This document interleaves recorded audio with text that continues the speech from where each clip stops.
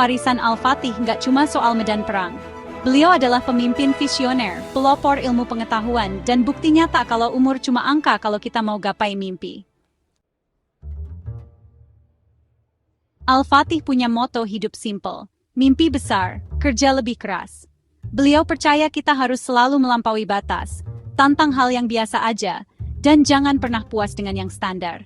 Ini bukan cuma kata-kata mutiara di poster, tapi prinsip hidup beliau. Beliau selalu dikelilingi sama cendekiawan, seniman, dan pemikir dari berbagai kalangan. Beliau tahu, untuk mencapai hal besar, kita butuh beragam perspektif dan rasa haus ilmu yang gak pernah padam. Ini bukan cuma soal taklukin wilayah, tapi taklukin pikiran. Al-Fatih paham kalau kekuatan sejati datang dari ilmu, inovasi, dan usaha yang gak kenal lelah.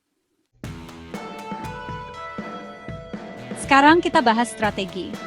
Menaklukkan Konstantinopel, kota yang udah bertahan dari serangan selama berabad-abad, pasti susah banget.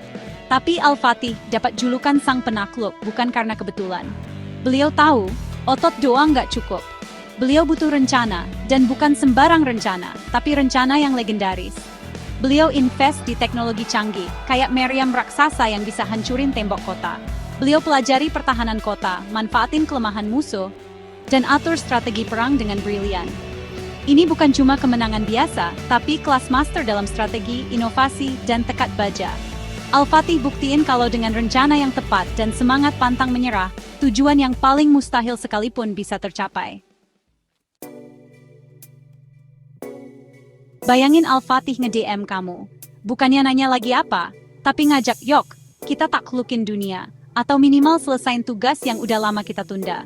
Tiba-tiba, begadang buat belajar ujian gak kerasa berat lagi. Dengan Al-Fatih jadi teman belajar, kamu pasti bakal sukses ujian, kuasai skill baru, dan capai tujuan lebih cepat dari ngucapin Konstantinopel. Oke, mungkin punya Sultan abad ke-15 jadi sahabat agak nggak realistis. Tapi intinya, kisah Al-Fatih mengingatkan kita kalau setiap orang punya potensi besar. Kuncinya adalah menerima tantangan, melampaui batas, dan jangan pernah puas dengan yang biasa-biasa aja. Jadi, bangkitkan jiwa Al-Fatih dalam dirimu, dan taklukkan duniamu sendiri.